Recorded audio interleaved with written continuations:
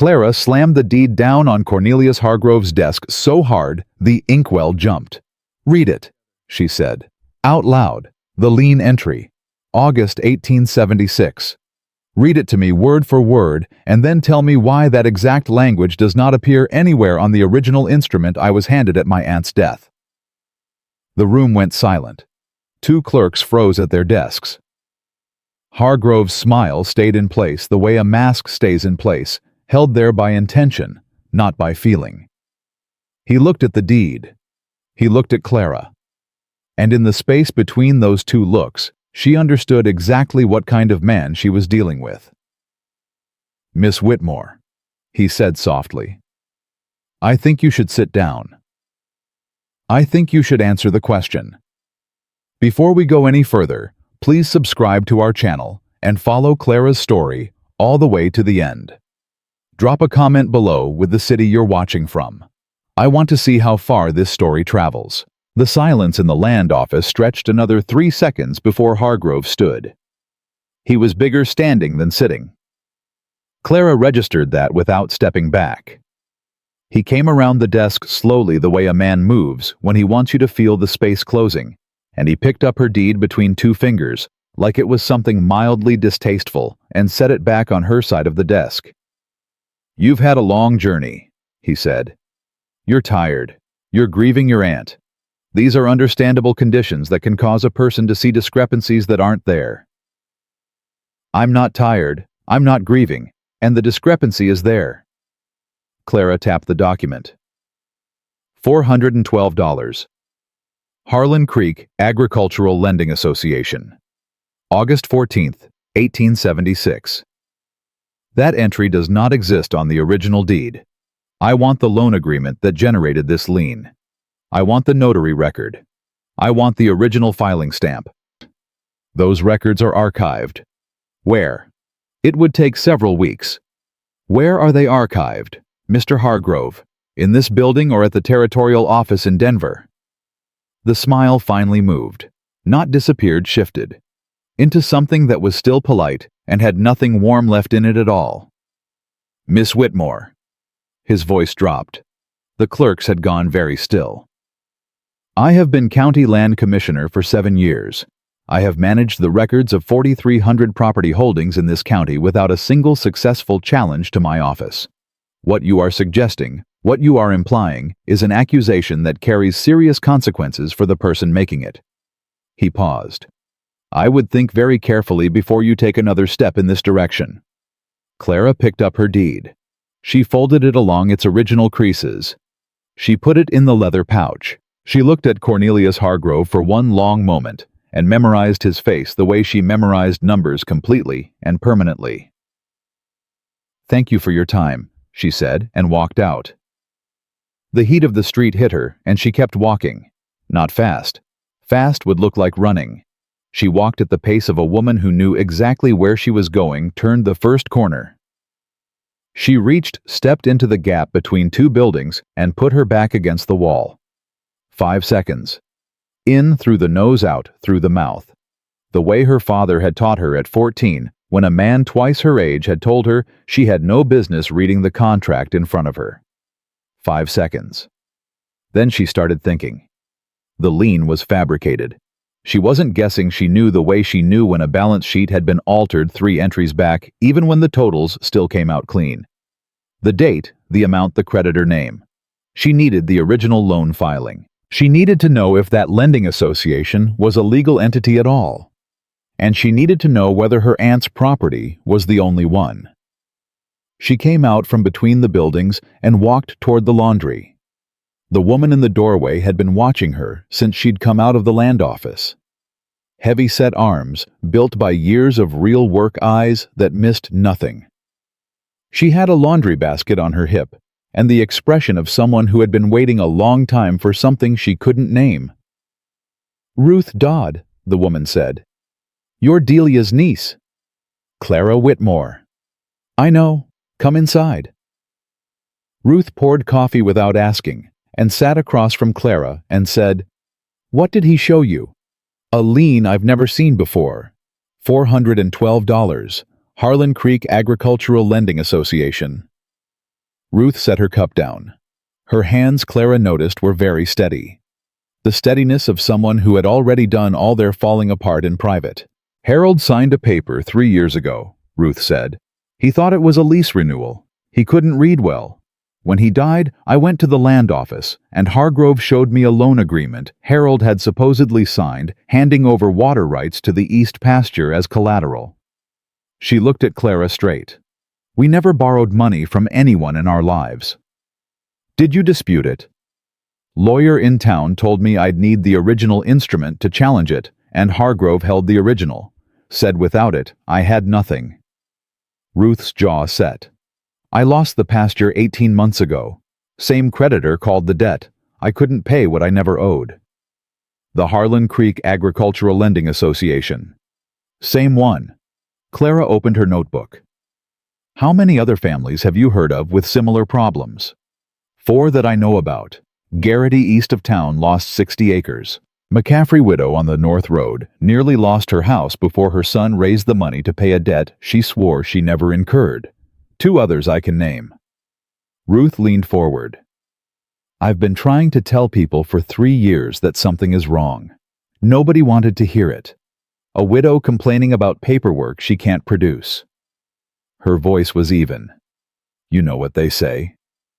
They say you don't understand what you signed. Every time. Show me everything you still have. Any document Harold brought home from that office. Any letter from the lending association. Any receipt, any correspondence, anything with a date or a signature. Ruth got up without a word and came back with a small tin box. Inside were 4 documents worn soft from handling. Clara spread them on the table and read each one in silence. Ruth watched her the way people watch a doctor reading test results, not wanting to ask, unable to look away. This receipt, Clara said. From the final payment demand. The notary seal on this is embossed, not stamped. What does that mean? It means it was made with a hand press, not an official stamp. Official county instruments use a registration stamp that leaves ink. An embossed seal can be made by anyone with $40 and a trip to a printer in Denver. Clara set the receipt down and picked up the loan agreement. And this signature line, the witness signature, is above the notary line, not below it. In every valid instrument I've read in 10 years, the notary certifies after the witnesses. The sequence here is reversed. Ruth stared at the paper. You can see that. My father was a property attorney. He taught me to read instruments before I could read anything else. Clara turned the loan agreement over, held it up to the light from the window. And this paper, feel the weight of it. Ruth took it, felt it between her fingers. It's lighter than the others. Because it's newer. The other documents in this box are 7-8 years old. The paper has settled, darkened slightly at the edges. This one was printed recently and aged artificially. You can see it if you know what paper does over time. Clara set it down. Ruth, this document is a forgery. A good one, but a forgery. The kitchen went quiet. Ruth sat very still with her hands flat on the table and her face doing something complicated and private that Clara gave her a moment to finish. Harold knew something was wrong, Ruth said finally. He told me the week before he died that he thought he'd made a mistake with that paper. He couldn't explain what kind. He just knew. She looked up. Can you prove it? Not yet, but I think your husband's property isn't the only one. I think your aunt's isn't the only one either. Clara turned to a fresh page in the notebook. Tell me everything you know about those other 4 families. Every detail. And then I need you to take me to them. They spent 2 hours on it. Clara wrote everything, dates, amounts, creditor names, property locations, the specific language each family remembered from the documents they'd been shown. She filled 4 pages. And then she turned to the back of the last page and drew a line. Give me the location of each affected property, she said. As precisely as you can. Ruth described them. Clara marked each one on her rough sketch. When she had all 6, including her aunt's land and Ruth's pasture, she set the pencil down and looked at what she'd drawn. What is it? Ruth asked. What do you see? Look at the shape. Clara turned the page so Ruth could see. These 6 parcels. They don't scatter randomly across the county. They form a line, northeast to southwest, roughly 4 miles wide and about 14 miles long. Ruth studied it. A line. A corridor.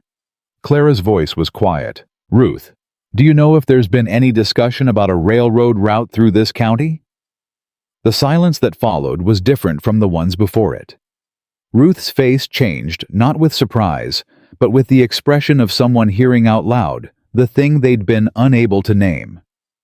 There was talk, Ruth said slowly. 2 years ago. A surveyor came through, said he was doing geological work. Harold didn't think anything of it. She pressed her fingers against her mouth. You think someone is buying up this corridor? Through fraud. I think someone is assembling a right-of-way and using fabricated debt instruments to force landowners off their property instead of paying fair market value for it. Clara folded the sketch and put it in the notebook. Which means there's real money behind this. Railroad money. Which means Hargrove is not working alone. Who else? I don't know yet. But whoever filed the original incorporation for that lending association, if it's filed at all, signed their name to something. And that name is in a record somewhere. Clara closed the notebook. I need to go to the sheriff's office. Ruth's expression shifted. Callahan. Is he honest? He's honest. A pause. Whether he'll believe a woman who walked off a stagecoach this morning with a theory about the county land commissioner, that's a different question. Then I'll give him something harder to ignore than a theory. The sheriff's office was at the end of the Main Street door, open against the heat. The man behind the desk was reading a wanted circular with the focused stillness of someone who used concentration the way other men used walls. He looked up when she came in. His eyes were dark and direct, and they assessed her in one practiced sweep, not the way men looked at women, but the way a former investigator looked at anyone who walked through a door. She registered that and revised her approach slightly. Help you, ma'am. I'd like to file a formal complaint against Cornelius Hargrove, County Land Commissioner. He set the circular down. Whatever he'd prepared for it wasn't that. On what grounds? Document fraud. Fabrication of recorded liens against multiple land holdings in this county, and I believe it's connected to an effort to assemble a railroad corridor through false debt instruments. She came to the desk and laid her notebook open to the sketch. 6 properties, 1 corridor, same creditor on every fraudulent instrument, same reversed notary sequence on every forged agreement. Wade Callahan looked at the sketch. He looked at it for a long time. Then he looked at her. Cornelius Hargrove has held this office for 7 years. The territorial office has audited his records twice. Then either the auditors didn't know what to look for, or the irregularities were introduced after the audits. She kept her voice level. I'm not asking you to arrest him. I'm asking you to open an investigation. Based on what exactly? A sketch and a theory. Based on a lien that appears on the county copy of my deed, but not on my original instrument. Based on a loan agreement in Ruth Dodd's possession with a reversed notary sequence and paper stock that's less than 2 years old on a document supposedly dated 1875. Based on 4 other families with parallel discrepancies. She tapped the notebook.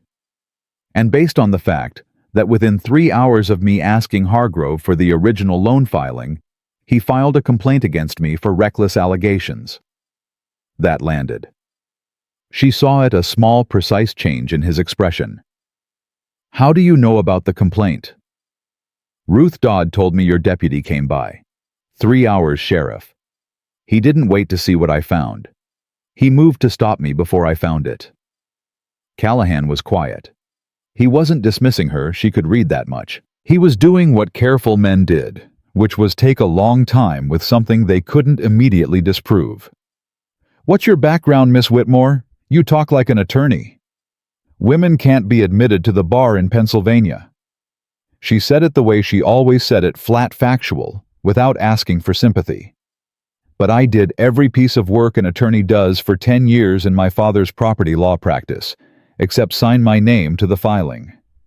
He looked at her for a moment. 10 years of property law. Yes.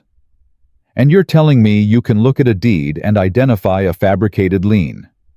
I'm telling you I already did, twice today. She held his gaze. I know you have no reason to trust my judgment yet, so I'll do what I said. I'll document every discrepancy I can find in this county, and I'll bring it back to you in a form that doesn't require you to take my word for anything. But I need to know that when I bring it back, you'll act on it. Wade Callahan picked up the wanted circular, set it down again, looked at the sketch one more time. You said Ruth Dodd has a document with a reverse notary sequence in her tin box at the laundry, and you can demonstrate the paper stock dating. Anyone who works with documents regularly can see it if they know what to look for. I can show you. Another silence. Then, come back tomorrow morning, 8 o'clock. Bring the Dodd document and your original deed. He picked up the circular again. I'm not opening an investigation on a sketch, Miss Whitmore, but I'll look at what you have. It wasn't yes. It wasn't the opposite of yes either. Clara recognized the difference. 8 o'clock, she said and left. She was halfway down the street when she heard him come out of the office behind her. She didn't turn around. Miss Whitmore? She stopped. Hargrove knows you're here. His voice was quiet, matter-of-fact.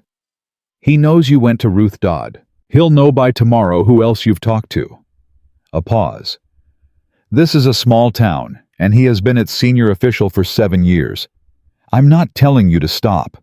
I'm telling you to be careful about what you leave in your room tonight and who you let know where you're staying. Clara turned. He was standing in the doorway with the late sun behind him, and his expression was the same careful neutral it had been since she'd walked in, except for something in his eyes she hadn't seen before. Not sympathy. More like the look of a man who had once moved too slowly and was deciding whether this was a situation that required him to move differently. You believe me, she said, not a question. I believe Hargrove filed a complaint in 3 hours, he said. That's all I'm saying. Clara looked at him for one moment. 8 o'clock, she said again. She walked back to the laundry. The street was quieting for the evening lanterns coming on in windows, the forge cooling horses being stabled. An ordinary end to an ordinary day in a small frontier town where 6 families had lost their land to a man who understood that the most effective way to steal from people was to do it in language they couldn't read. In her rented room above Ruth's laundry, Clara spread her notes across the desk and added everything she'd learned from the afternoon. The pattern was clear. The mechanism was identifiable.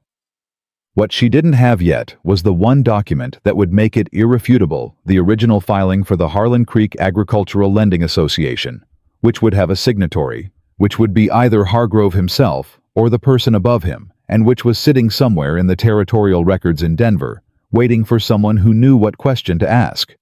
She also didn't have proof of the railroad connection yet. That was a theory built on geometry. But theories built on geometry had a way of turning out to be correct. Clara blew out the lamp at midnight. In the dark, she could hear the town settling into sleep around her horses, when the distant bark of a dog. The ordinary sounds of a place that didn't yet know it was about to have something taken from it, exposed. Her hands had not shaken once today.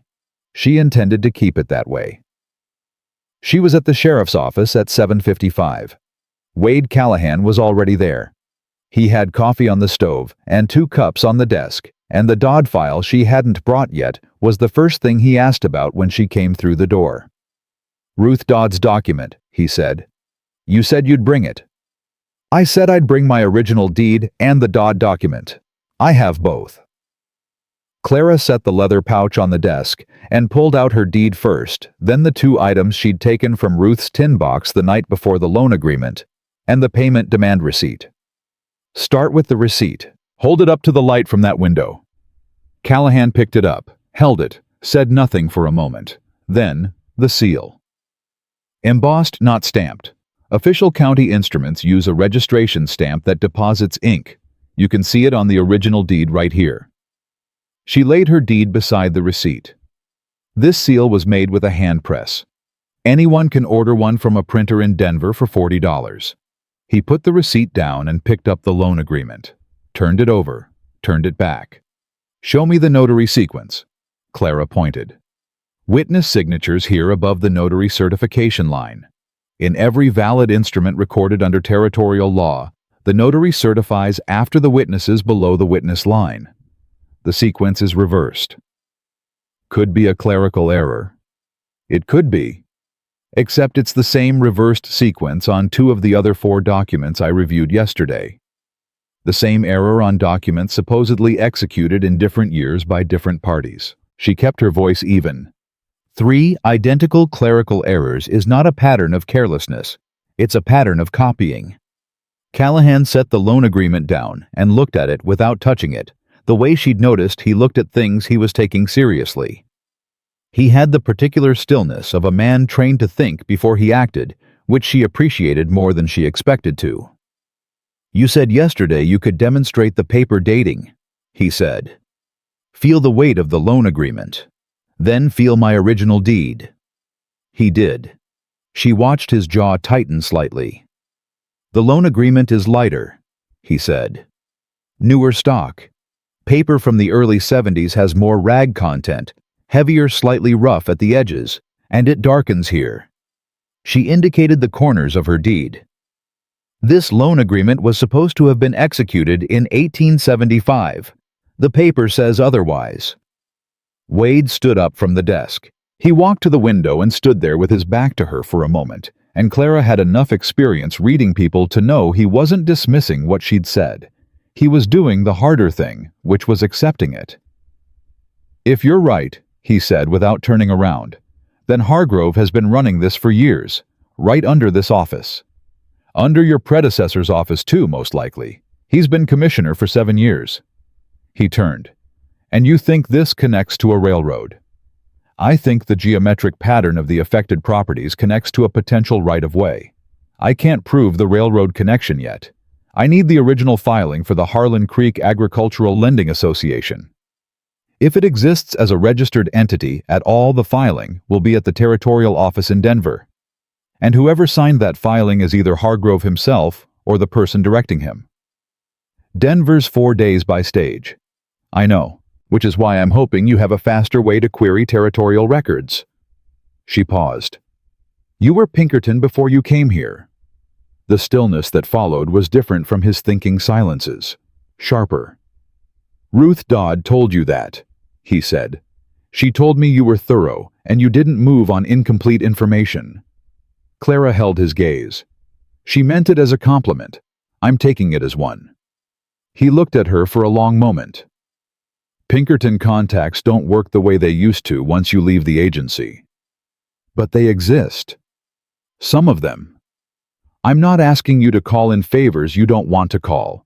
I'm asking you to open an official investigation that would give you legal standing to request the territorial records directly."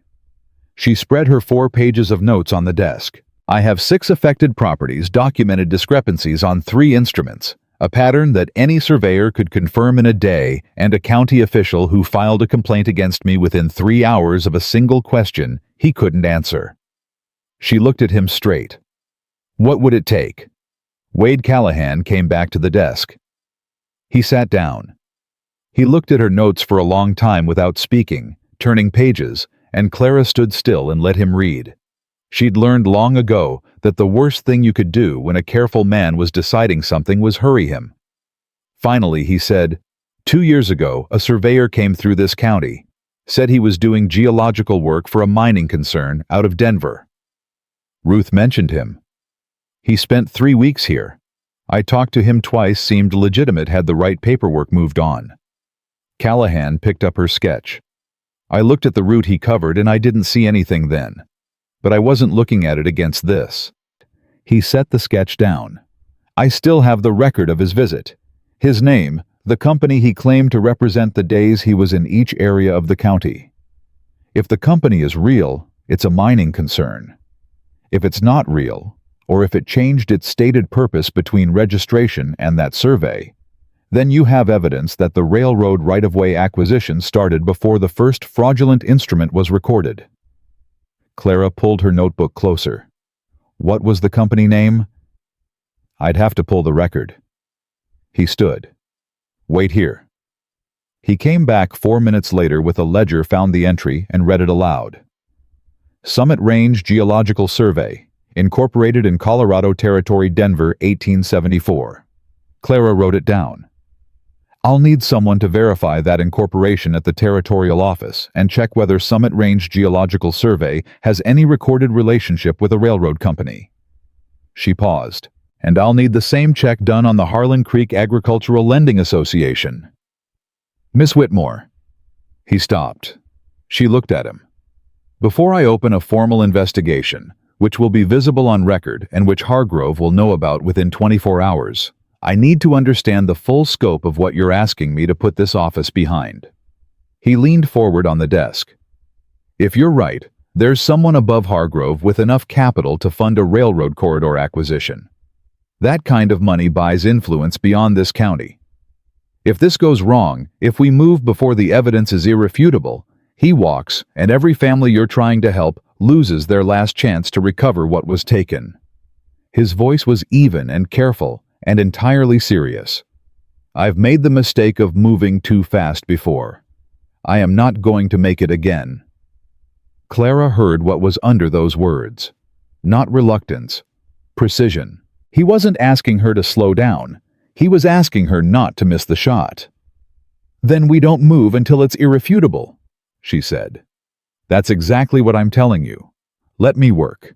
Give me access to whatever records in this county I'm legally entitled to examine as a property claimant. Let me build the case the way it needs to be built, document by document, instrument by instrument, until there's nothing left to argue about. She met his eyes. And then you move. Something settled in his expression. Not agreement exactly. The particular look of a man who had just recalibrated his understanding of the person in front of him. You can examine any public record in the land office as a claimant in a dispute, he said. Hargrove can't legally deny you access to registered instruments. If he tries, that itself becomes part of the record. I know. He'll know you're looking. He already knows. He filed that complaint. Clara closed her notebook. I'd rather he watch me work than not know I'm there. A man who knows he's being watched makes different mistakes than a man who thinks he's invisible. Callahan was quiet for a moment. Then he said, almost to himself, You've done this before. I've had practice, Clara said, and picked up her pouch. She went back to the land office at 9 o'clock. Hargrove wasn't there. One of the clerks, a young man named Peters, with the uncomfortable look of someone caught between two larger forces, told her the commissioner was out on county business and would return in the afternoon. Clara identified herself as a claimant in an active property dispute and stated her legal right to examine registered instruments pertaining to her claim. Peters looked at the door Hargrove had gone out, looked at Clara, and then went to the filing cabinet without another word. She spent 4 hours in that office. Peters brought her 3 folders. She went through every instrument in each one, carefully taking notes in her small, precise hand, comparing dates and notary stamps and witness sequences and paperweights, with the systematic patience of a woman who had grown up understanding that the truth lived in the details no one else thought to check. By noon, she had found 2 more reversed notary sequences on instruments unrelated to her aunt's property. One on a lien filed against a homestead belonging to a family named Prescott, $187 same creditor, and one on a water rights transfer involving a parcel that sat directly in the center of her sketched corridor. She was copying the instrument numbers into her notebook when the door opened and Hargrove walked in. He stopped when he saw her.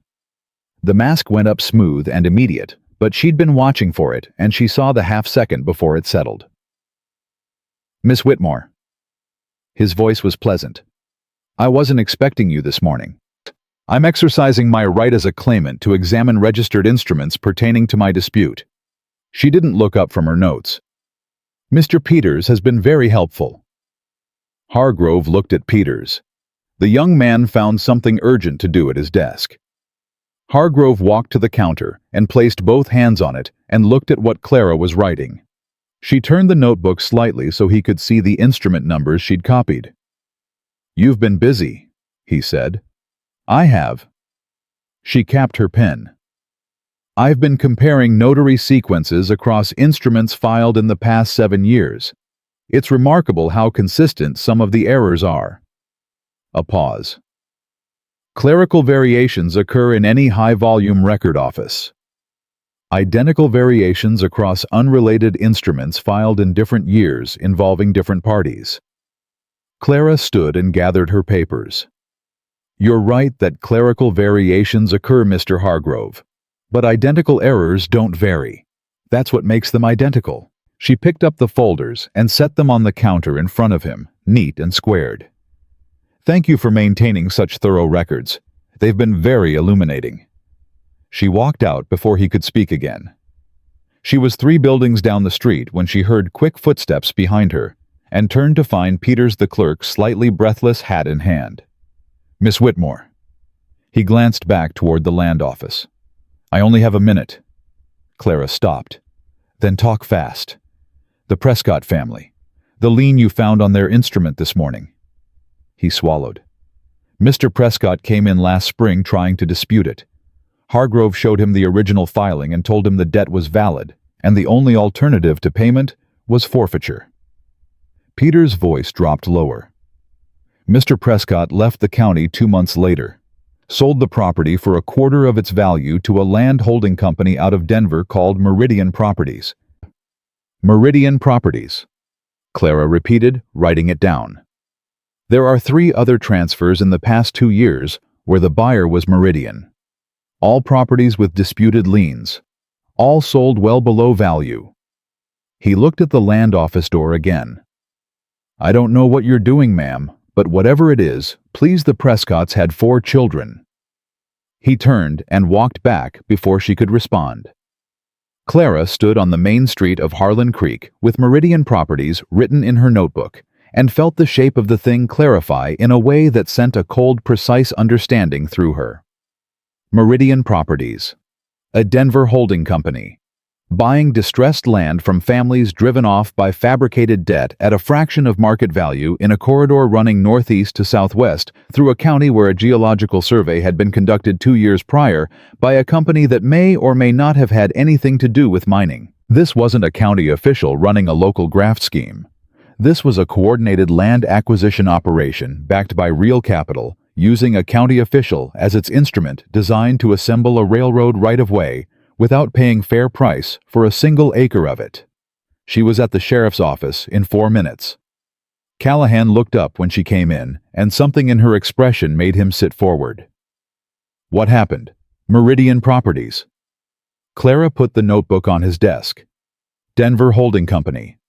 Has purchased at least 4 properties in this county in the past 2 years, all from landowners with disputed liens, all significantly below market value. If they're the same entity behind Summit Range Geological Survey, then you have a direct chain from the survey that mapped the corridor to the company assembling it, running straight through Hargrove's office." She sat down across from him the first time she'd sat down in his office. "And one of your clerks just told me this at personal risk, which means he's been watching it happen and waiting for someone to ask the right question." Wade stood up. He paced once to the window and back, and Clara watched him process it, not with the flat, professional neutrality he'd worn all morning, but with something tighter underneath, the look of a man who lived in a town and was just now calculating the full dimensions of what had been done to the people in it. "Peters told you this," he said. "He knows more than he's told me. He's frightened." "He should be. If Hargrove knows he talked—" Wade stopped. "I need to bring him in, formally as a witness where he's on record, and Hargrove can't touch him without making it worse for himself." "Agreed. But do it today, not tomorrow." Wade looked at her. "You think Hargrove will move against Peters?" "I think Hargrove filed a complaint against me in 3 hours. Peters has been in that office watching this for years." She held his gaze. "How long do you think it takes a man like that to identify a loose thread?" Something crossed his face, not alarm exactly.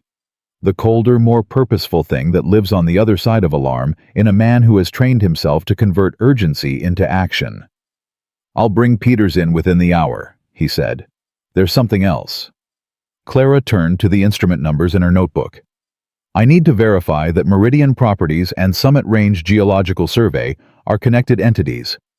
I need the territorial incorporation records for both, and I need to know if either name appears in any railroad right-of-way filing for this region." She looked up. "You said your Pinkerton contacts were limited, but you have legal standing to request territorial records as part of an active investigation." "I have legal standing once I formally open one." "Then open it." He was quiet, not hesitating, the different, more deliberate quiet of a man deciding not the outcome, but the timing. "If I open it today," he said carefully, "Hargrove will know by tonight. He'll start moving records. He's already moving something. The complaint he filed yesterday was the first move." Clara closed the notebook. "Every day we wait is a day he has to clean up what he's built. We are not going to catch him by being slower than he is." Wade Callahan looked at her for a long moment. She noticed, not for the first time, that he didn't look away when he was thinking. Most men looked away. He looked straight at the thing he was considering with the particular focused steadiness of someone who had learned, probably the hard way, that looking away was how you missed what mattered. "All right," he said. He pulled a form from his desk drawer, uncapped a pen, and began to write. Clara watched his hand move across the paper and felt something she hadn't expected. Not relief, not triumph. Something quieter and more grounded than either. The particular feeling of two people who had come at a problem from different directions, finding without ceremony that they were standing in the same place. "Miss Whitmore," he said without looking up, "when I send to Denver for those incorporation records, and it will take at least a week for a response, you're going to need somewhere to stay that Hargrove can't easily access. Ruth Dodd's laundry. Ruth's a good woman. She's also known for having talked to you." He finished writing, blotted the form, set it to the side. "There are 3 families in this county who have reason to want Hargrove stopped and the resources to keep a guest quietly. The Gitys east of town. They lost 60 acres. They won't talk." Clara looked at him. "You're worried about my safety." "I'm worried about your evidence." He met her eyes. "You're the only person in this county who can read what you've found. If something happens to you or to your notes, we go back to nothing." It was a practical statement delivered practically, and Clara recognized it as such. She also recognized that a man who had been carefully neutral for the better part of 12 hours had just used the word "we" without appearing to notice he'd done it. "I'll speak to Ruth about the Gitys," she said. "Do it before this evening." He stood, picked up his hat from the hook by the door, and put it on with the particular settled gesture of a man who had made up his mind. "I'm going to go find Peters before Hargrove gets to him first." He was out the door before she could answer. Clara sat alone in the sheriff's office for a moment in the quiet that followed. She looked at the open investigation form on his desk with Wade Callahan's signature at the bottom in a hand that was direct and without flourish, and thought about how 12 hours ago she had walked into this office with a sketch and 4 pages of notes, and a man who had every professional reason to show her the door. She picked up her notebook and walked out into the afternoon. Hargrove was standing across the street. He didn't approach. He didn't need to. He stood with his hands in his coat pockets and watched her come out of the sheriff's office, and the look on his face was the look of a man recalculating the cost of something he had already decided to do. Clara looked back at him. She held the look for 3 full seconds.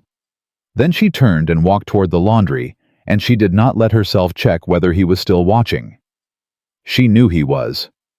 Ruth didn't argue about the Gitys. She listened to Clara explain. It looked out the laundry window at the street for a moment, and then went to the back room and came out with a cloth bag already half packed. "I'll take you out there myself," Ruth said. "Thomas Garrity is a hard man, but he's a fair one, and his wife Margaret will feed you whether you want it or not." She paused at the door. "You should know they lost their east 60 acres 14 months ago. Thomas doesn't talk about it, but Margaret told me he hasn't slept a full night since. He blames himself for signing something he couldn't read clearly. He shouldn't, Clara said. No. But that's not how it works when a man loses land he's worked for 20 years. Ruth picked up the bag. You telling him it wasn't his fault won't fix that. Proving it wasn't his fault might. They rode out in Ruth's wagon in the late afternoon, the sun cutting low and hard across the flats. Clara kept her notebook on her knee and her leather pouch pressed against her side, and watched the road behind them twice without making it obvious. Nobody followed. That didn't mean nobody knew where she was going. Thomas Garrity met them at the gate with the closed-off expression of a man who had learned that visitors meant complications. He was perhaps 60, weathered past his age, with the particular permanent squint of someone who had spent decades reading the sky for weather. He looked at Clara the way men like him looked at strangers, not hostile, but reserving judgment the way a careful man reserves ammunition. Ruth, he said. Tom, this is Clara Whitmore. She needs a place to stay for a few days, and she's got something to show you and Margaret. He looked at Clara for a long moment. Then he stepped back from the gate. Margaret Garrity was everything Ruth had promised. A compact, precise woman who put coffee and cornbread on the table without ceremony, and sat down across from Clara with her hands folded and her eyes sharp. Thomas stood by the window. He didn't sit for the first 10 minutes. Clara put her notes on the table and talked. She didn't soften it or slow it down to make it easier to hear. She laid out the pattern, the instruments, the reversed notary sequences, the paper dating the corridor, Meridian properties, the surveyor from 2 years ago, in the same direct sequential way she would have laid it out in a legal brief, because these were people who had been spoken to softly for a year and a half, and it hadn't given them their land back. When she finished, the kitchen was very quiet. Thomas Garrity turned from the window. His face had done something complicated while she was talking. She'd watched it happen without looking directly at him, the way you watch something fragile that might break if you pay it too much attention. The paper I signed, he said. His voice was rough. The loan agreement. I told the lawyer in town that it didn't feel right. Something in the language wasn't what I'd agreed to. He told me I was misremembering. He stopped. I wasn't misremembering.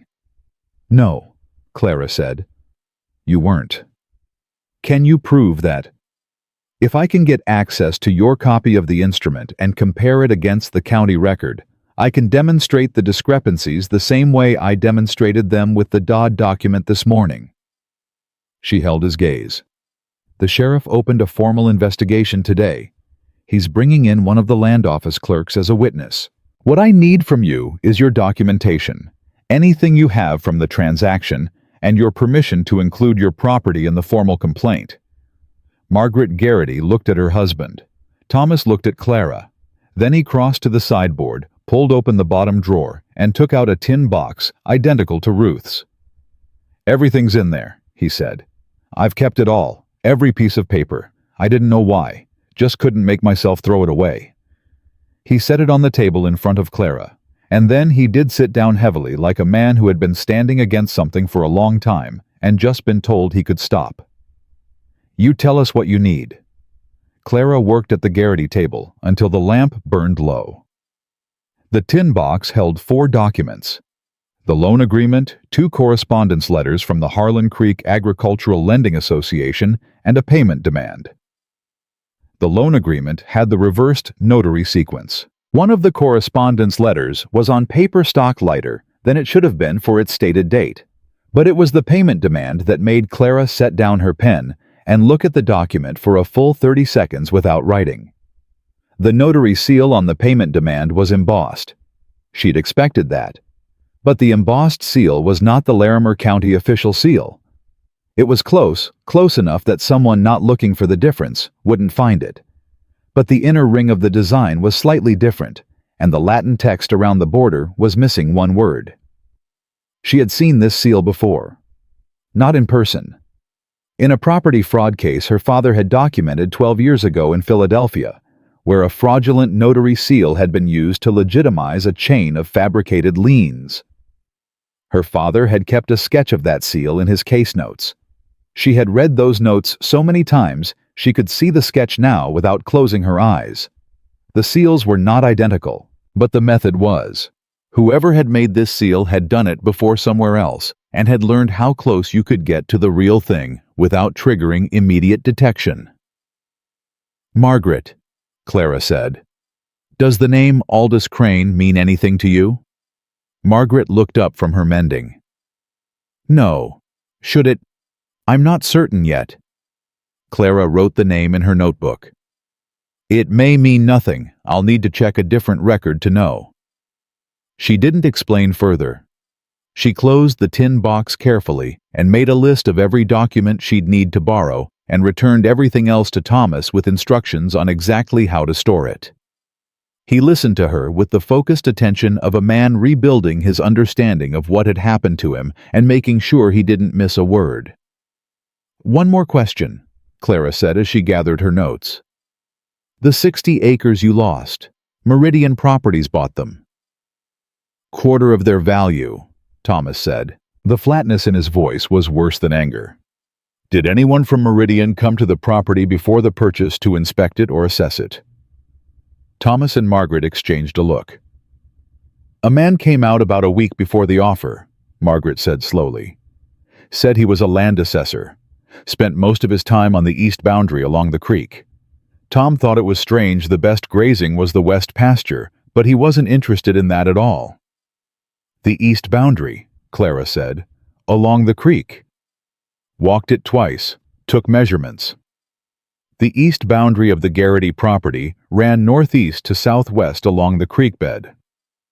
Clara knew this because she had been looking at property maps all afternoon.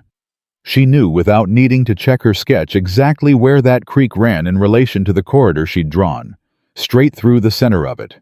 She was up before dawn the next morning and at the sheriff's office by first light. Wade Callahan was already there, which stopped being surprising after the second time it happened.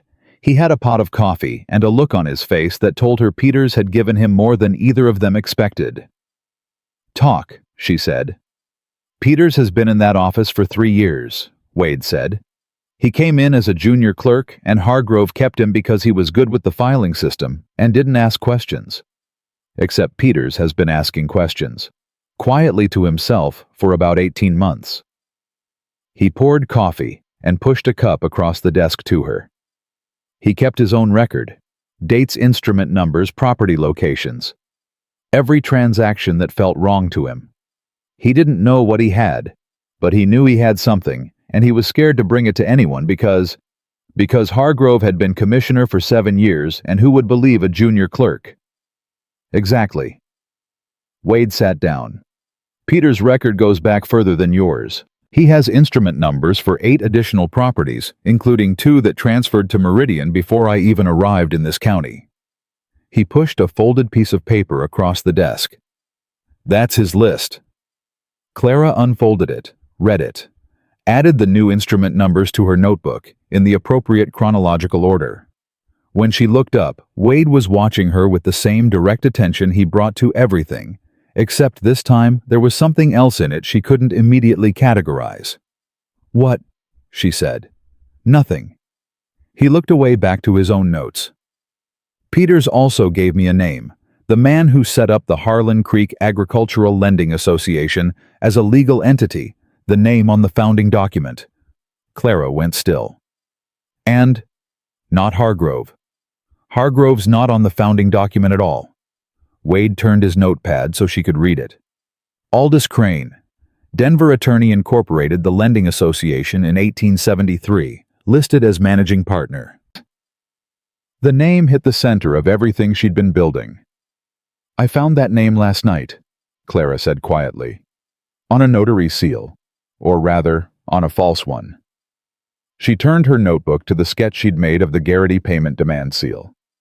"My father had a case in Philadelphia 12 years ago, a fraudulent notary ring that used near-duplicate official seals to legitimize fabricated liens. The attorney at the center of it, he was disbarred and disappeared before they could bring criminal charges." She pointed to the sketch. "His name was Aldous Crane." The silence in the office was the particular kind that happens when 2 lines of evidence meet. Wade leaned forward and looked at her sketch, then at his notepad, then back at her, and she watched him run the calculation through not just the case, but the implication. A man who had run the same scheme in Philadelphia 12 years ago, disbarred, disappeared. Resurfaced in Colorado territory under the protection of a county official running the same operation again with a decade of experience, making it harder to detect. He got smarter, Wade said. He always was smart. That was why it took 3 years to build a case against him in Philadelphia, and he still walked before it closed. Clara's voice was level. He's been doing this long enough to know exactly how close to the line he can get. Which means if we're going to stop him, we need to be exact. Every instrument, every signature, every fraudulent seal documented in a chain so complete that there's no version of events in which this is coincidence or clerical error. How close are you? Close. Not there. She stood and went to the window, not because there was anything to see, but because she needed to move. I need the territorial incorporation records for both Meridian Properties and Summit Range Geological Survey. I need to know if Crane's name appears on either. I need to verify whether any railroad company has filed a right-of-way application for this corridor. And I need all of it in writing officially obtained, so that when we present this, it can't be challenged as hearsay or dismissed as the claims of a woman with a personal dispute. She turned. How fast can you get to Denver and back? Something shifted in his expression. You want me to go to Denver? I want the investigation to have official reach. You can request those records in person in 2 days' ride each way, bring them back yourself, and maintain full chain of custody. If you send a wire, Hargrove may have contacts who see the request before it's fulfilled. She met his eyes. And you know Denver better than a letter does. He was quiet for a moment. If I go to Denver, you're here alone, with whatever Hargrove decides to do in the time it takes me to get there and back. I'll be at the Gitys farm, and Henry Spears is still here. Henry is a good deputy, and a limited one. His voice was frank, not unkind. He'll do what I tell him, and nothing more. If the situation requires judgment, then I'll exercise mine. She picked up her pouch. Wade, I need those records. We can't close this without them. It was the first time she'd used his given name. She noticed it a half-second after it came out, and so did he. She could see it in the small pause before he answered. I'll leave tomorrow morning, he said. I should be back in 5 days 6 at the outside. He stood. In the meantime, I want you to do nothing that puts you in a direct confrontation with Hargrove. No more visits to the land office. No more conversations in the street. He paused. Stay at the Gitys. Work from your notes. Talk to Ruth if you need to, but don't go anywhere alone. You're being careful. I'm being accurate. He held her gaze. You are the only person in this county who can read what you've found. I've said that before. I mean it more now than I did then. Clara looked at him for a moment. Thought about the way he'd said it not as a warning about her safety, but as a statement about the case and how little daylight there was between those two things when one person was the only instrument capable of doing what needed to be done. I'll stay at the Gitys, she said. Good. He picked up his hat. I'm going to ride out to the McCaffrey property this afternoon and get her documentation before I leave. If you have specific questions you need answered from those instruments, write them down, and I'll take the list. I'll have it for you by noon. He was at the door when she said, Wade. He stopped. She hadn't planned to say anything further, but something in the set of his shoulders, the way he stood with his hand on the doorframe, made her think of Peter's face yesterday, when he'd told her about the Prescott children, and Ruth's hands flat on the table over her husband's name in Clara's notes, and Thomas Garrity sitting down like a man who had stopped holding something up after 14 months. These families, she said. When this is done, the land that was transferred to Meridian, can they get it back? He turned. The look on his face was not the careful professional neutral she'd come to read like a document. It was something older than that, and more personal, and she understood without him saying anything that the question landed somewhere specific in him.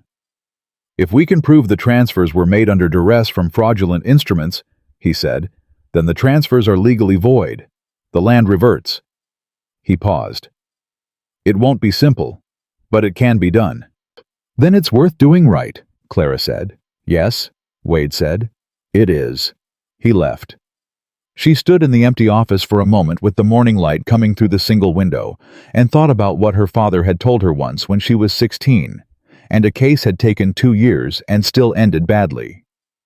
He'd sat across from her at his desk with his hands folded and said, "The law is a slow machine, Clara Jane, and it favors the patient. What we do is load it and aim it correctly. Then we wait for it to fire." She hadn't understood yet then that some cases never fire. That patience alone isn't enough when the machine can be redirected by the people who control it.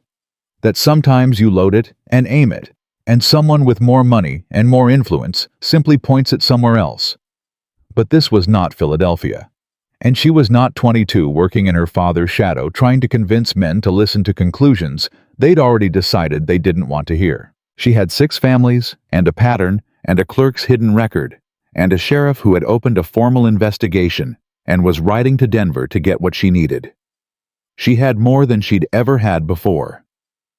She wrote Wade's question list at the Gitys table and had it back to his office before noon. He took it without reading it in front of her, folded it into his coat pocket, and said simply, 6 days. Don't do anything I'd want to stop you from doing. I won't do anything you'd want to stop me from, Clara said. I can't make the same promise about Hargrove. Something crossed his face that was almost a different expression than the one he usually wore, something with a little more warmth in it and a little less calculation, and then he put his hat on and walked out to his horse. Clara watched him ride out of Harlan Creek heading south and turned back to the Gitys farm. She had 6 days. She intended to use every hour of them. What she didn't know yet, what she couldn't have known standing in the empty street with her notebook under her arm and Wade Callahan's dust already settling on the south road, was that Hargrove had spent the previous evening sending a wire to Denver, and that the reply had come back before dawn, and that the man who had built this operation from a disbarment and a disappearance and 12 years of patience was not going to wait 6 days to move against the one person who could unravel it. The first sign came on the second day. Clara was at the Gitys table working through instrument numbers from Peter's list when Margaret came in from the yard and set a cup of coffee down with more force than the action required. Clara looked up. "Man rode past the east gate twice this morning," Margaret said. "Didn't stop, didn't wave, just looked. Did you recognize him? Never seen him before. That's the point." Margaret sat down across from her with the steady, unhurried manner of a woman who had lived long enough on a frontier farm to distinguish between things that required alarm and things that required attention. This, her expression said, required attention. "Tom's watching the south road. We don't get strangers out here without a reason." Clara closed her notebook. "How far is it to town?" 4 miles. "And Henry Spears the deputy, he knows I'm here?" Wade told him before he left. "Henry rides past twice a day, morning and evening. He came by at dawn, didn't see anything unusual." Margaret looked at Clara with the particular directness of a woman who had decided to say something she'd been holding back. "Miss Whitmore, whatever you're building against Hargrove, how close are you to finished?" "Close," Clara said, "but not close enough." "Then you need to move faster than you planned." Margaret stood. "Because that man on the road this morning wasn't a stranger passing through. He was measuring the property. I've seen that look before, right before the surveyor came through 2 years ago." Clara was on her feet before Margaret finished the sentence. She spread every document on the table, her notes. Peter's list, the Gitys instruments, the Dodd papers, her original deed, and went through them again from the beginning, not looking for what she'd already found, but for what she hadn't asked yet. Her father had taught her that. When a case feels like it's moving against you, go back to the documents. The answer you need is always in what you haven't read carefully enough. She was on the 3rd page of Peters's instrument list when she found it. It was a recording date, a single entry filed 14 months ago that she had noted and passed over, because it appeared to be a routine easement transfer, the kind of administrative instrument that got filed dozens of times a year in a busy land office. But the property description in Peter's notes placed it on the north edge of the corridor. And the grantee on the easement was not Meridian Properties. It was the Denver and Southwestern Railroad Company. Clara read it twice. Then she read it a third time very slowly, making sure she was reading what she thought she was reading. 14 months ago, Hargrove had recorded a railroad easement across a property he had already helped strip from its owner through a fabricated lien. The railroad company's name was on a county record, not hidden behind Meridian Properties or Summit Range Geological Survey. Right there in the public record in Peter's notes in instrument number 1, 847-C, filed on a Tuesday in August 14 months ago, when the land office was busy with end-of-summer homestead claims and nobody was looking at easements. They hadn't just been assembling the corridor. They had already started recording railroad access on the pieces they controlled, which meant the Denver and Southwestern Railroad Company had a name in a county record, which meant they were not a shadow. They were a legal entity with a filing that connected them directly to the fraud, which meant Wade didn't need to go to Denver to find the connection between Crane and the railroad. The connection was already here, in Harlan Creek, in instrument 1847-C. Clara needed that instrument, the original with its notary seal and its recording stamp and its chain of title notation, because when Wade came back with the Denver records, and she laid this alongside them, there would be nothing left to argue about. She needed to go to the land office. She sat with that for a moment and heard Wade's voice as clearly as if he were in the room. No more visits to the land office, no more conversations in the street. Don't do anything I'd want to stop you from doing. Then she thought about the man riding past the Garrity East Gate, about Hargrove's wire to Denver, about Aldous Crane, who had built this scheme once before and walked away before it caught him, who had 12 more years of experience, and was not the kind of man who left loose threads lying on a table for 6 days, while a woman with a property law background pulled at them. She thought about Thomas Garrity sitting down at this table like a man who had been holding something up for 14 months, about Ruth's steady hands over her husband's name, about Peters's face when he'd told her about the Prescott children. She picked up her notebook and walked out to find Thomas. He was at the barn working with the focused economical movements of a man who had spent a lifetime making every action count. He looked at her face and put down his tool. "I need to go into town," Clara said.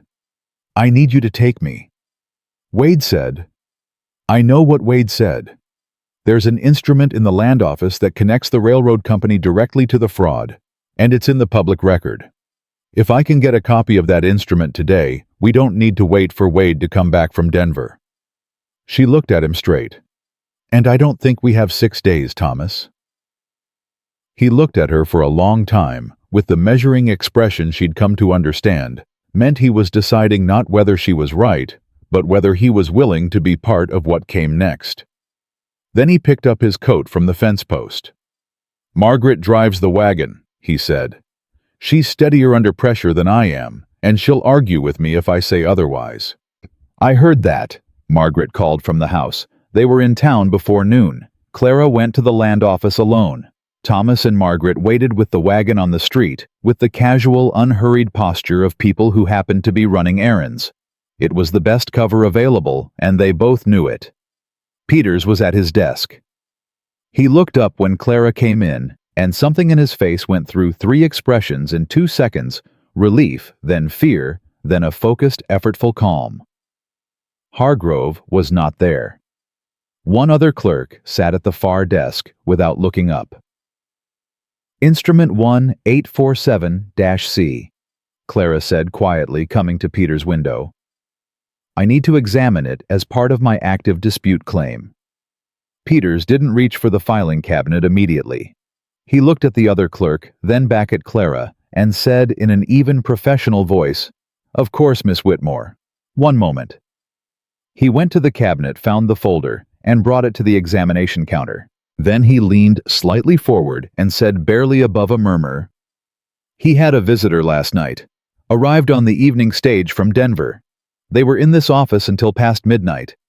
Clara opened the folder and began reading. "What did the visitor look like? Heavy, well-dressed, silver watch chain. He didn't introduce himself to anyone. Peters straightened and resumed his normal voice as the other clerk shifted in his chair. The instrument you want is on page 2 of that folder. Clara found it. She read it in full, then read it again, and felt the particular cold clarity of something that had been theory becoming fact. The Denver and Southwestern Railroad Company, grantee of a recorded easement across a property Hargrove had helped fraudulently acquire. The notary seal on this instrument was different from the false seals on the debt instruments.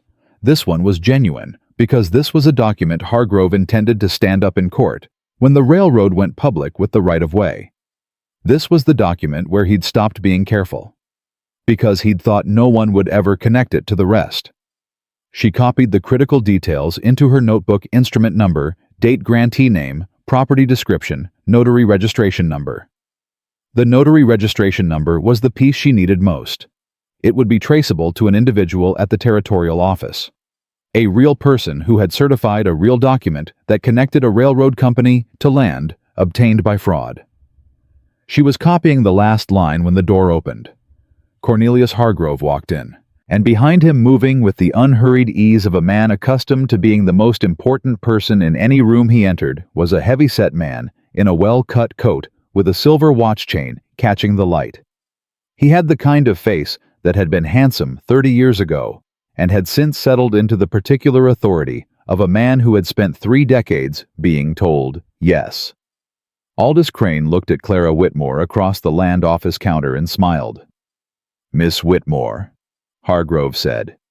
His voice had changed from the careful pleasantness of their first meeting. There was no warmth in the pleasantness now, just the shape of it. "I wasn't expecting you today. I'm exercising my right as a claimant to examine public instruments." Clara closed her notebook without hurrying. "I was just finishing." "Of course." Hargrove came to the counter. "Allow me to introduce a colleague from Denver, Mr. Aldous Crane, legal counsel for Meridian Properties." Crane extended his hand across the counter with the gesture of a man who had never once had a handshake refused. "Miss Whitmore, I've been hoping to meet you." Clara looked at the hand, then at his face. She did not take the hand. "Mr. Crane," she said, "are you still practicing law in Colorado Territory? I understood your admission to the Pennsylvania bar was revoked in 1866. The smile didn't disappear, but something behind it did. Something cold and recalculating moved in behind his eyes, and she felt it the way you feel a temperature drop immediately physically without question. "Disbarment in one state doesn't preclude practice in another," he said pleasantly, "particularly in a territory with developing bar standards." He put his unshaken hand in his coat pocket. "I'm told you've been raising some concerns about county land records."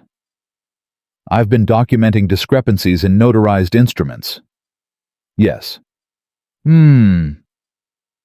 He tilted his head slightly. "Miss Whitmore, I have a great deal of experience with property disputes. In my experience, the most efficient resolution for all parties is usually a direct settlement. Your aunt's property, for example, Meridian Properties, would be prepared to offer you a fair purchase price today in exchange for withdrawal of any pending claims." "My claim is not pending," Clara said. "It's filed with the sheriff's office as part of a formal investigation." The temperature behind Crane's eyes dropped another degree. "I'm sure Sheriff Callahan is a thorough man, though I understand he's currently out of town." A pause perfectly timed. "These investigations have a way of becoming quite complex, quite expensive, quite lengthy." He looked at the folder still on the counter between them. "Whereas a settlement is simple, clean, final." "I'm sure it is," Clara said. She picked up the folder and held it out to Peters, who took it without making eye contact with anyone. "Unfortunately, I'm not in a position to settle a fraudulent claim as though it were a legitimate one. It would set a poor precedent." She picked up her leather pouch. "Good day, Mr. Hargrove, Mr. Crane." She walked to the door. She was aware of every step, aware of both men watching her, aware that the distance between the counter and the door was perhaps 15 feet, and that she needed to cover it without her pace changing or her hands doing anything visible. She made it, pushed through the door into the heat of the street. Thomas had the wagon moving before she reached it. She climbed up without being asked, and he had them around the first corner before she spoke. "Drive normally," she said. "Don't rush. Margaret, look at the dry goods store as we pass it." Margaret turned her head toward the store. "The heavy man," she said quietly. "Silver watch chain. Aldous Crane. He's the architect of all of it." Clara kept her voice level and her hands still in her lap. "He came to offer me a settlement, which means he knows the investigation is open and he's trying to close it before Wade comes back." "Will he do more than offer?" Thomas asked. "I don't know yet." Clara thought about the coldness behind Crane's eyes when she'd named his disbarment, about the man on the road that morning, about the wire Hargrove had sent 2 nights ago, and the visitor who had arrived on the evening stage. He's been running this operation for at least 7 years in this county, and 12 years before that somewhere else. He's not a violent man. Violence creates the kind of attention that destroys what he builds. His tool is paperwork and time, and the assumption that nobody will look closely enough. She paused. "But I've been looking closely enough for 4 days, and he knows it." Thomas was quiet for a moment. "What do you need?" "I need to get a message to Wade. Today. Not through the wire office in town, because Hargrove may have a contact there." She looked at Thomas. "Is there another way to reach him on the Denver road?" Thomas thought. "Hendricks runs a relay station 20 miles south. Wade would have stopped there the first night.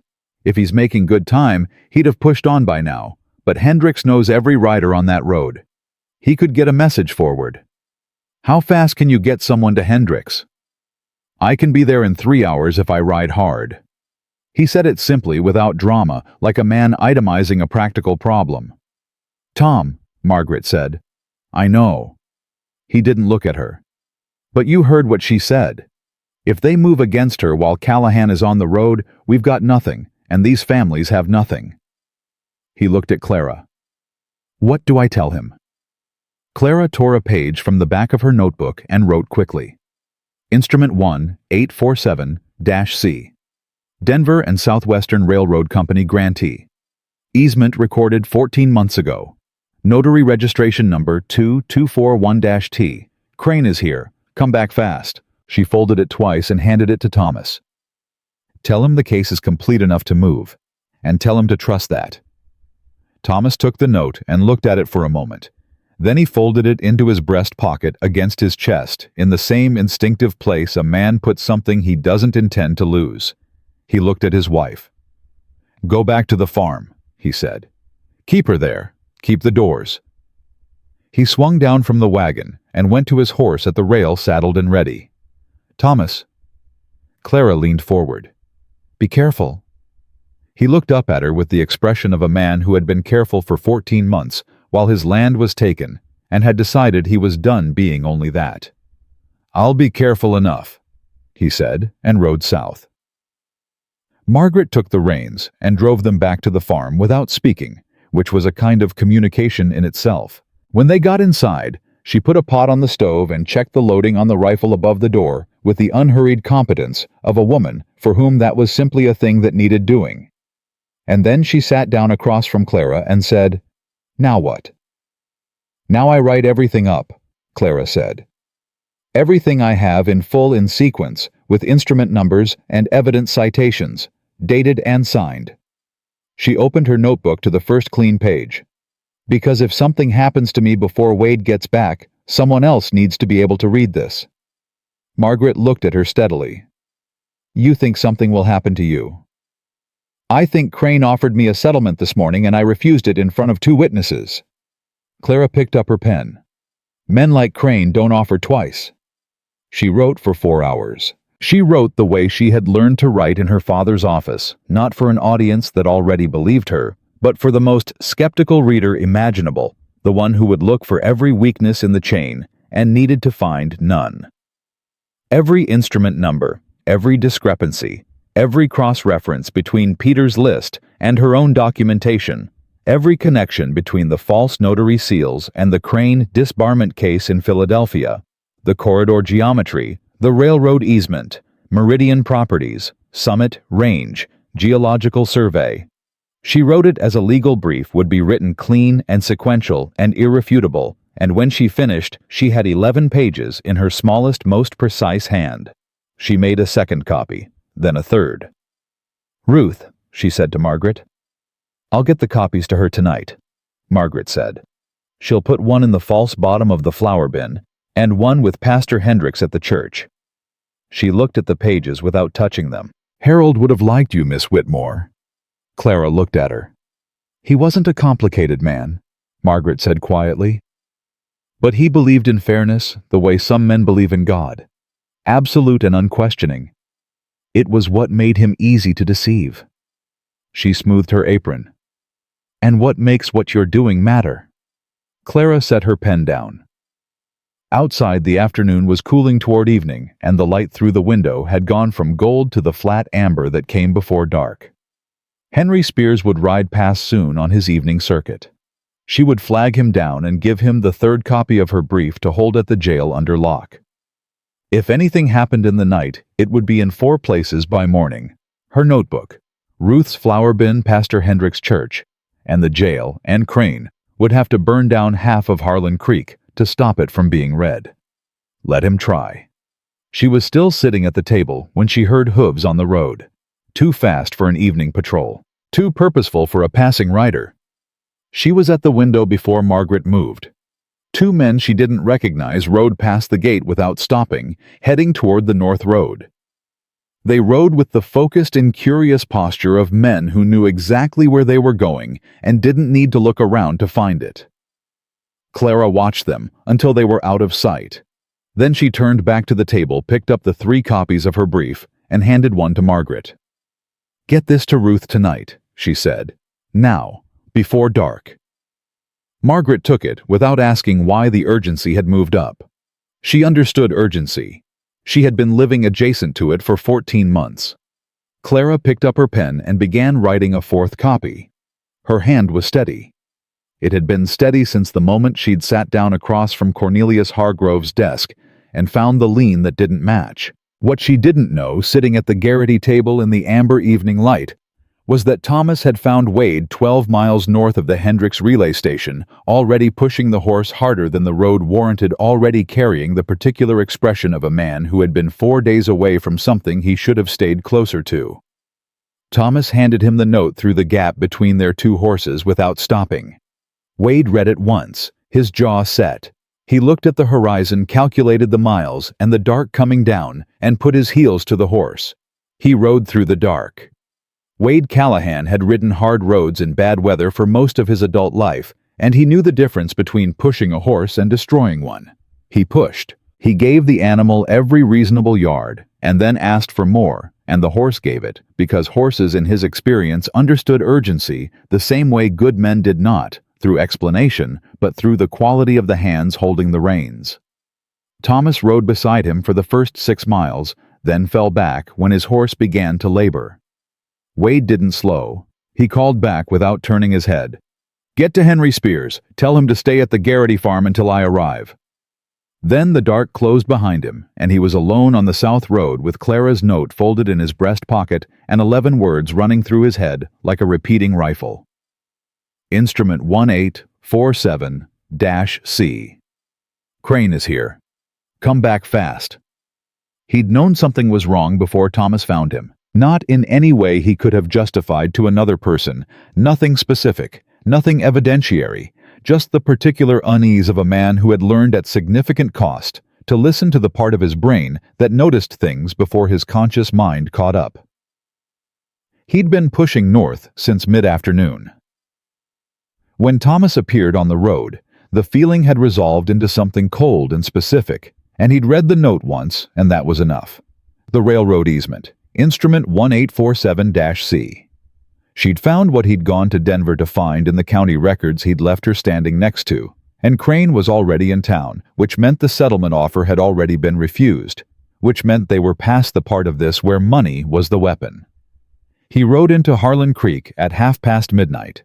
The town was quiet in the way of places that had gone to sleep without knowing they needed to be awake. He went to the jail first. Henry Spears was not there, which meant Thomas's message had gotten through, which was the first thing that had gone right since he'd read that note. He unlocked the office, lit the lamp, and looked at the copy of Clara's brief that Henry had left on the desk under a paperweight with a note that said in Henry's labored hand, "She made me read the whole thing. She's right about all of it." Wade read it standing up. 11 pages. He read every word with the focused, sequential attention he'd used as a Pinkerton when a case brief arrived and the operation was already moving. She had built it the way he would have built it. Better in places, because she understood the documents at a level he was still learning. The corridor, the false seals, Peter's chronology, the railroad easement connecting the Denver and Southwestern Railroad Company directly to the fraudulent acquisitions, Crane's disbarment in Philadelphia, and the matching seal methodology, Meridian Properties as the acquisition vehicle, Summit Range, Geological Survey as the right-of-way mapping tool. It was complete. Not almost complete. Complete. Every element connected to every other element in a chain that had no gap, no assumption, no place where a defense attorney could stand up and say, "This could be coincidence," or "This rests on the word of a woman with a personal dispute." She had built it so that it rested on nothing except the documents themselves, and the documents did not lie. He was out the door in 4 minutes with the brief in his coat and Henry's horse, which was fresher than his own, saddled at the rail. The Gitys farm was dark except for one lamp in the front window. Wade recognized the lamp as a signal, not accident, not someone forgetting to blow it out, but a lamp placed deliberately where a rider on the road would see it. He was off the horse before it fully stopped. Henry opened the door. His face had the particular tight-wound look of a young man trying to appear more certain than he felt. "She's all right," he said immediately. "Nothing happened tonight, but earlier. I'll hear it from her." Wade stepped past him. Clara was at the table. She had her notebook open and a cup of cold coffee at her elbow, and she was writing, which did not surprise him. She looked up when he came in, and something moved across her face. Relief quickly contained, replaced by the same composed focus she'd worn since the first morning she'd walked into his office. But he'd seen the relief. He filed it away in the same place he'd been filing other things about her since approximately the second day.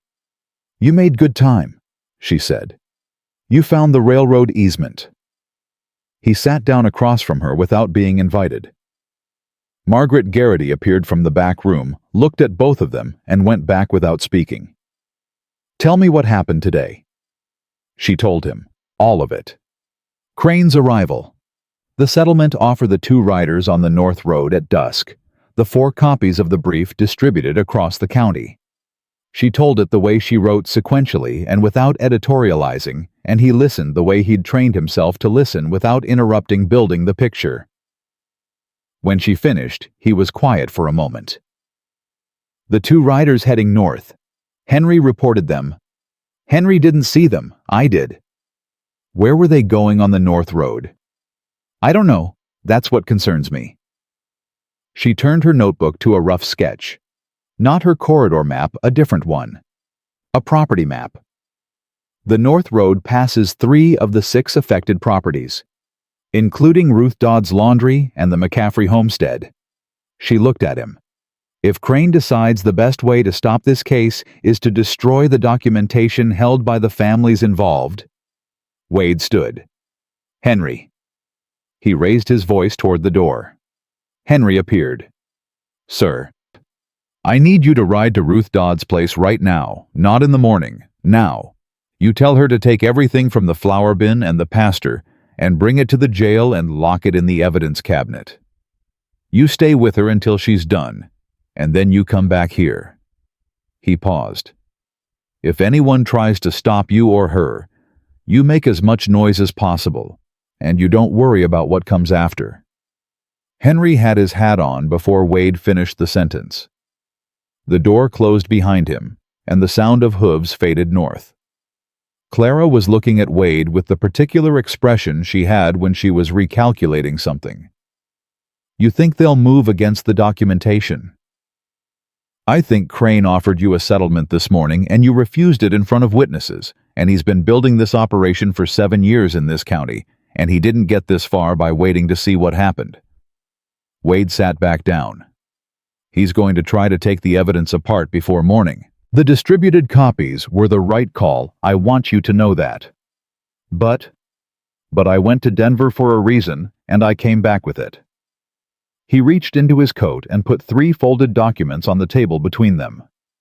Territorial Incorporation Records. Summit Range Geological Survey, filed 1874, Primary Officer Aldous Crane. Meridian Properties, filed 1871, Primary Officer Aldous Crane. And he tapped the 3rd document, Denver and Southwestern Railroad Company right-of-way application, filed 6 months ago with the Territorial Land Office. The designated corridor runs through Larimer County on a line that I have now confirmed matches your sketch to within 400 yards. He met her eyes. The application was filed by legal counsel. The attorney of record for the Denver and Southwestern Railroad Company is Aldous Crane. The kitchen went still. Clara picked up the right-of-way application and read it. Twice. She set it down and picked up the Meridian Properties Incorporation and read that. She was very quiet, the way a person is quiet when they are not resting, but processing, when the last piece of something large settles into place and the full shape of it becomes visible for the first time. He's all 3, she said. He built the survey company to map the corridor, the lending association to generate the false debt instruments, the holding company to receive the fraudulent transfers, and he's the legal counsel for the railroad that benefits from all of it. She looked up. He's not just Hargrove's employer, he's the entire apparatus. From a disbarment in Pennsylvania to a right-of-way worth $500,000 in Colorado territory, Wade said. 12 years. And he almost got away with it. Clara's voice was quiet, not with awe, but with the precise, unsentimental recognition of someone who understood how close the margins had been. If my aunt hadn't left me that specific parcel, if I hadn't happened to have the original deed with me, if I'd accepted the settlement this morning. She paused. If you hadn't opened the investigation, you'd have found another way. Maybe. She looked at him, but not fast enough. Wade looked back at her and thought about what he wanted to say, which was more than was warranted by the situation, and less than he'd been thinking since approximately the 3rd day he'd known her. He settled on the practical version. With your brief and these 3 documents, we have enough to arrest Hargrove tonight and wire the territorial marshal for Crane. He kept his voice even. The case is complete. You built it complete. In 4 days. We built it, Clara said. The correction was matter-of-fact, not generous. She said it the way she said things that were true. Something in his chest did a thing he didn't examine. I need you to be present for the arrest. Hargrove will claim the instruments have been misread, and you're the only person in this county who can demonstrate in real time that they haven't. Can you do that tonight? Yes. They rode into town at 2 in the morning. Clara on Margaret's mare, Wade on Henry's horse. The main street was empty. The land office was dark. Hargrove's house was on the east side of town, a proper frame house with a porch, the kind of house a man built when he intended to stay somewhere long enough to be trusted. Wade knocked. 3 times evenly spaced the knock of an official who was not angry and not uncertain. It took 4 minutes. Then a lamp came on inside, and Cornelius Hargrove opened the door in his robe with the face of a man who had been awake for hours, and was not surprised by the knock, only by how soon it had come. He looked at Wade. He looked at Clara. He looked at the documents in Clara's hand. Something that might have been calculation moved behind his eyes, and then something else.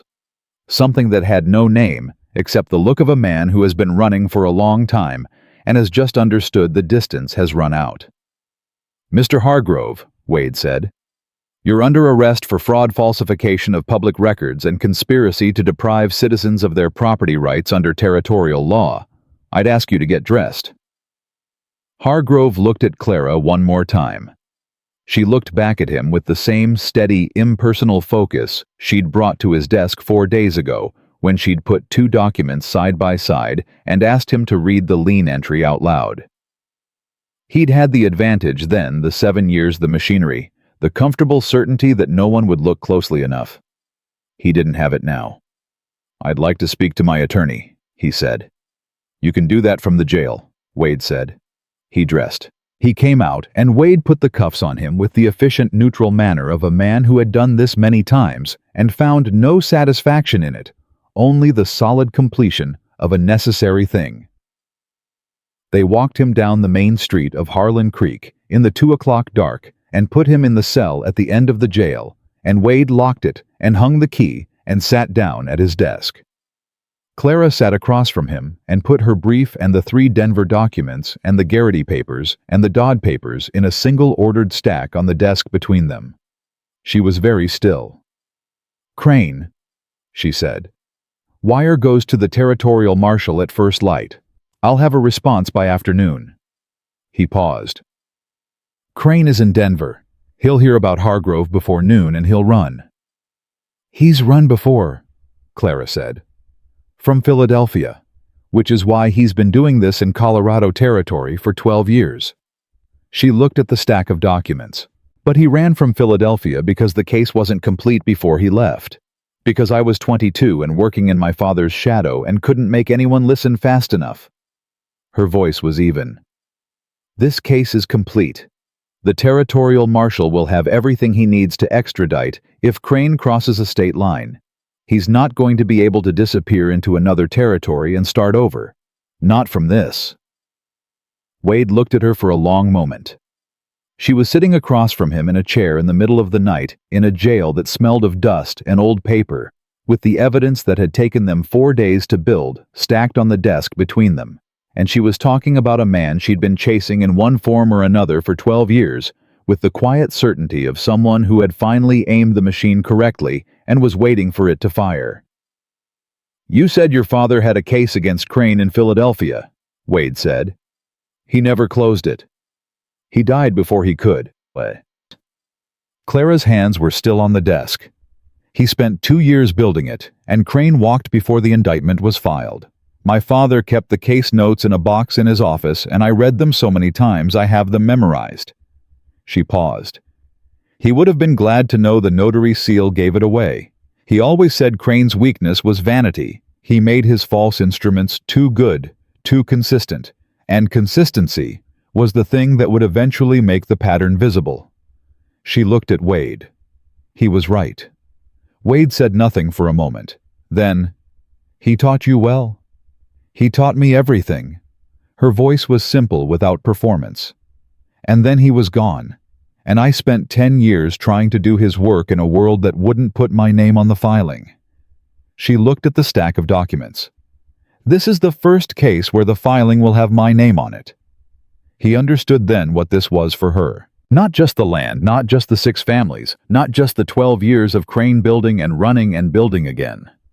It was the thing her father hadn't been able to finish completed by the person he'd spent a lifetime training in a territorial jail at 2 in the morning with a stack of irrefutable documents and a sheriff who had learned in 4 days to trust her judgment more than any attorney he'd worked with in his career. "It'll have your name on it," he said. "Every page." The territorial marshal's wire arrived at 2:30 the following afternoon. Crane had been located at his Denver office, where he had apparently spent the morning in a meeting with Denver and Southwestern Railroad executives. He had not run. Wade read the wire twice and understood Crane had been confident enough in the operation's invisibility to believe that Hargrove's arrest was a local problem, containable, not the exposed end of a complete chain that ran from Philadelphia to Larimer County to a right-of-way application with his name on the attorney line. He'd underestimated the documentation. He had spent 12 years successfully because nobody had ever documented it completely before. This time, someone had. The marshal's deputies arrested Aldous Crane in his Denver office at noon. He was sitting at his desk with the Summit Range Geological Survey maps spread open in front of him, and he looked up at the deputies with the expression of a man finally understanding the exact nature of his miscalculation. Clara was at the jail when the second wire came in confirming the arrest. She read it standing at Wade's desk and set it down and was quiet for a long moment. Not with relief. Something deeper than relief. The kind of stillness that comes after a very long effort reaches its completion, and the body takes a moment to remember that the effort is over.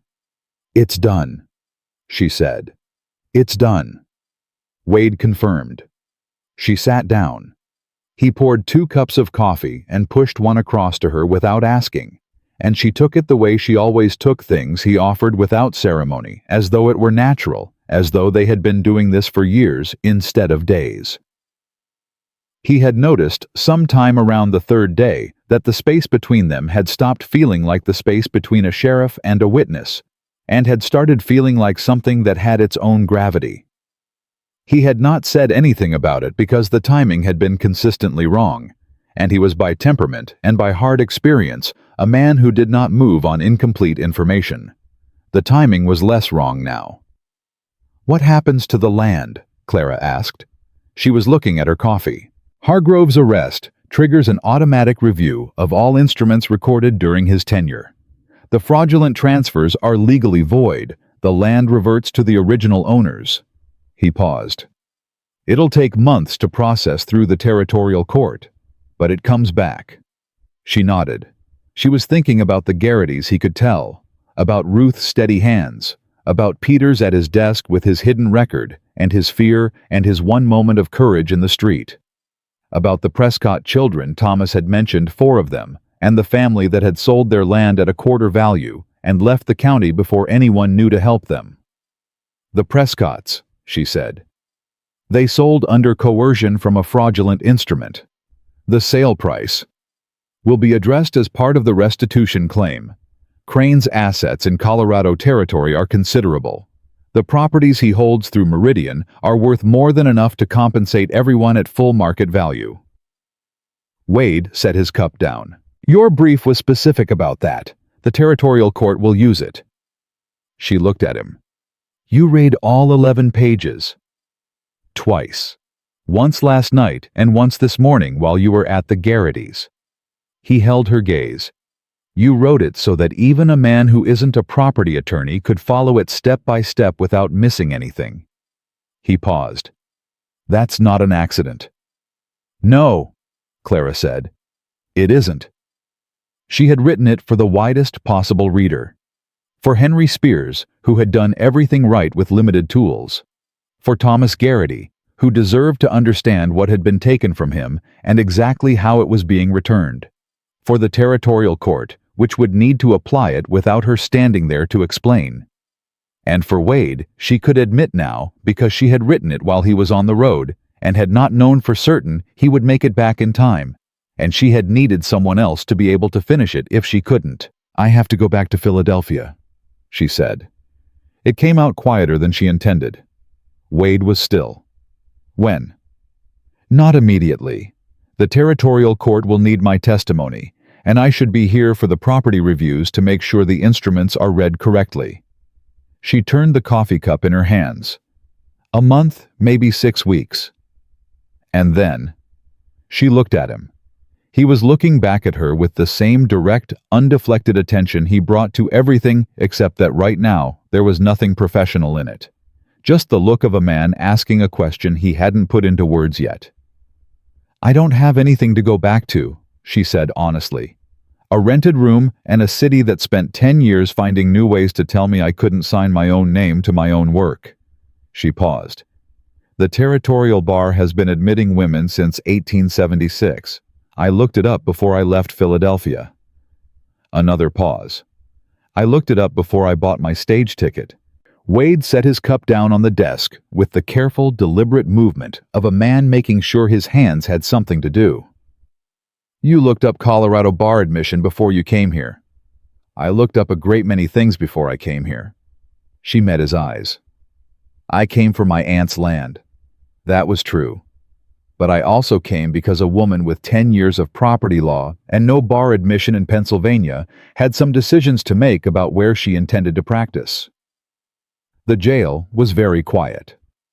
Hargrove was in the cell at the end of the corridor and would be transferred to the territorial facility in the morning, and after that, this office would go back to being a small-town sheriff's department in Larimer County, with one deputy and a competent, careful man at the desk who had come here to atone for a mistake he had not made in a long time. "I could use a property attorney," Wade said. "This county is going to have a significant volume of instrument reviews in the next several months, and the nearest bar-admitted attorney is in Fort Collins." Clara looked at him for a long moment. At the careful, practical framing of it. At the way he'd said it without looking away. At the 11 pages of her brief still stacked on the desk between them, both their names on the investigation record, the case built by two people who had learned in 4 days to function as though they'd been working together for years. "That would be a professional arrangement," she said. "To start with," Wade said. She was quiet for a moment. Then, "I'll need office space. The land office is going to have a vacancy in the position of county land commissioner. The commissioner's office is a reasonable size. I expect the county will be looking to fill that position with some urgency." He paused. "I'd be willing to recommend a candidate with relevant experience." The corner of Clara's mouth moved. It was the first time in 4 days he had seen anything close to a smile on her face, and it landed somewhere in his chest with the weight of something he understood he would not be forgetting. "Then I'll stay," she said. She said it simply the way she said everything true, without asking for acknowledgement, without waiting to see if it would be taken back. The same way she had walked into his office on the first morning with a sketch and 4 pages of notes, and stated what she'd found and what she needed, and had not flinched when he'd made her prove it. Outside, Harlan Creek was waking up to a morning that would carry the news from one end of the county to the other before noon. Ruth Dodd would hear it at the laundry. Thomas and Margaret Garrity would hear it on the North Road. Peters would hear it at whatever desk he was sitting at, now that the office he'd spent 3 years in was under investigation. The Prescotts, wherever they'd gone, would eventually hear it too. 6 families, 1 corridor, a false lending association, and a disbarred attorney and a county official who had spent 7 years believing that the most effective crime was the one built in language nobody else could read. Nobody. That is, until a woman arrived on a stagecoach with a dead woman's deed and her father's training, and the particular patient fury of someone who had been told for 10 years that she wasn't allowed to sign her own name to her own work. Clara Whitmore picked up her notebook, put her pen in her coat pocket, and walked out of the Harlan Creek jailhouse into the morning sun of Larimer County, Colorado Territory, where her name was on the filing, and the land was going back to the people it belonged to, and some things once set right by the right hands did not come undone again.